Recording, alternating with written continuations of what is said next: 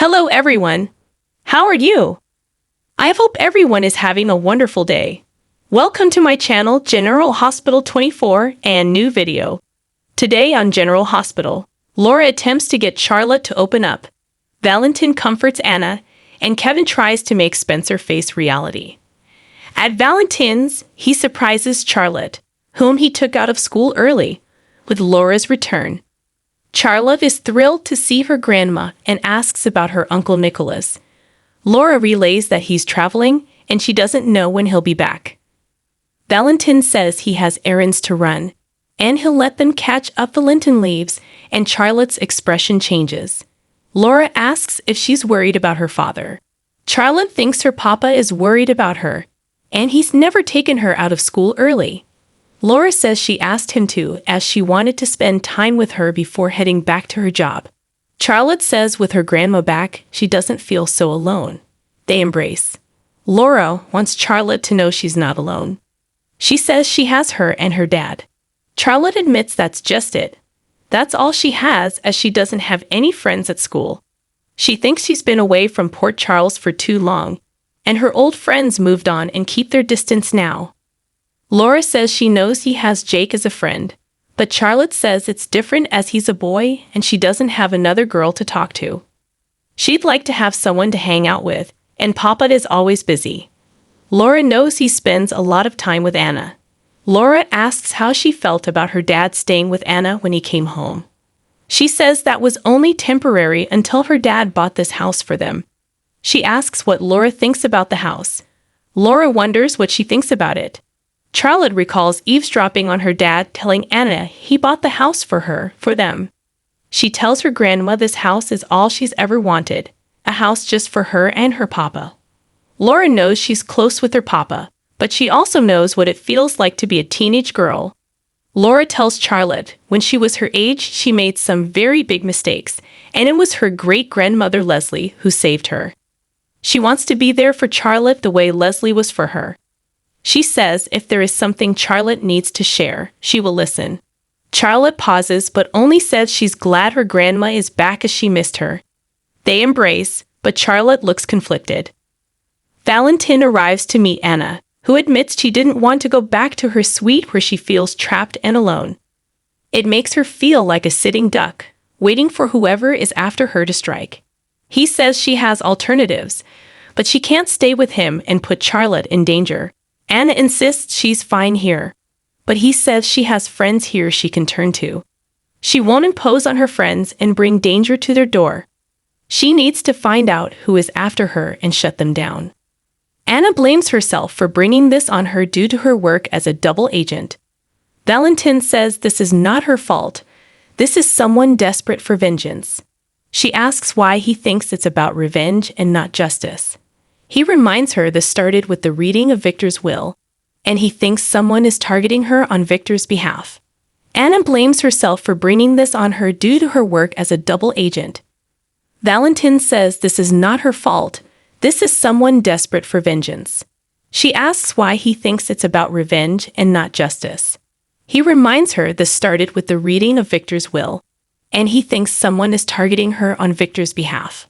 Gregory says a simple denial of Alexis' claims could clear this up. Kim says this interview is over, but Alexis says he agreed to this, and she can publish this interview. She comments, "Or you could commute Drew's sentence to time served, and this interview won't see the light of day." He tells her she belongs in prison with Drew and storms out. Alexis thinks that was a failure, and the judge left with the upper hand. She says Kim didn't admit to doing anything wrong, and she has zero leverage to help Drew. She thinks she should have approached this as a negotiation, instead of going for the jugular.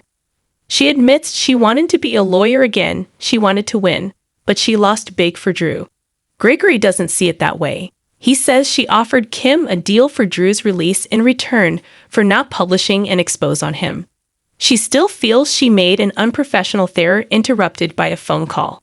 It's a contact Alexis has in the federal building, and they tell her the judge may be reconsidering Drew's sentence.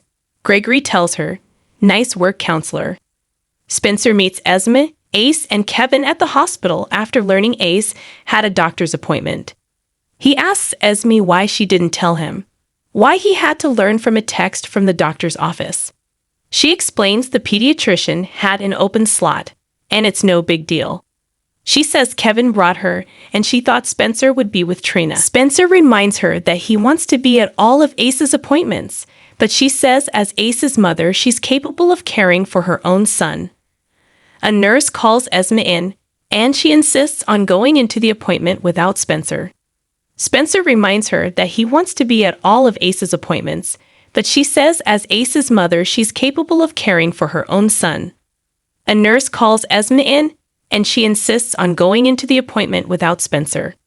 Liz visits Drew in his room to see how he's feeling. He feels good, but knows that means he's going back to Pentonville soon. He asks her how the boys are doing, and she says Cam is doing well at Stanford. She says Aiden is still baking and plans to go to a pastry academy in Paris. Drew asks about Jake, and she tells him that he has a girlfriend. She says it's Charlotte, who seems to have grown up and might be good for Jake. She says this is the first time since Franco's death that Jake doesn't seem down all the time.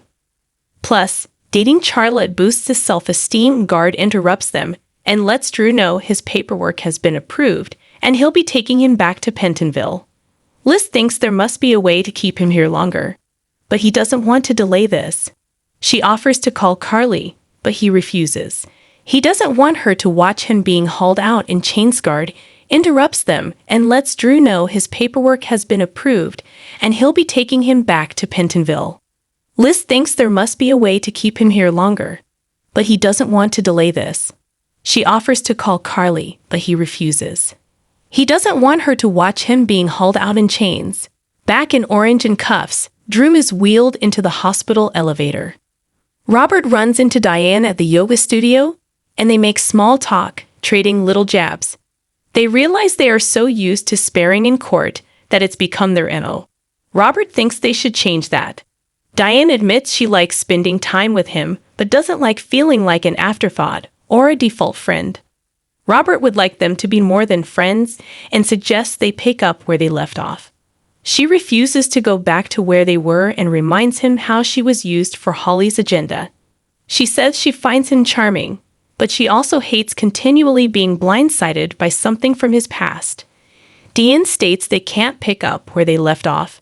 There is too much hurt and dishonesty there. She suggests they wipe the slate clean and start at square one. He says he accepts the challenge and the conditions. She tells him to think of this as a game between the two of them, and should he mess up again, there will be no more rematches. Cody meets Dante at the coffee shop, and they discuss Dante being put on administrative leave. Cody mentions how everything is so complicated, and it seems like when you do the right thing, you get the wrong outcome. Cody tells him about Sasha moving, and that he told her that would be a mistake. Dandy asks why he didn't tell her that he wants her to stay. Cody admits he messed up. He made her decision to leave about himself, and how everyone makes mistakes, and he confessed to her his lie about Mac. He says he was desperate and didn't want her to go.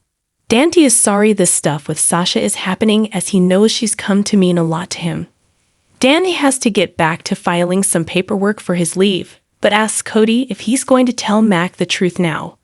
Cody says he can't hurt Mac that way, but Donnie says keeping this secret is going to make everyone's life more complicated.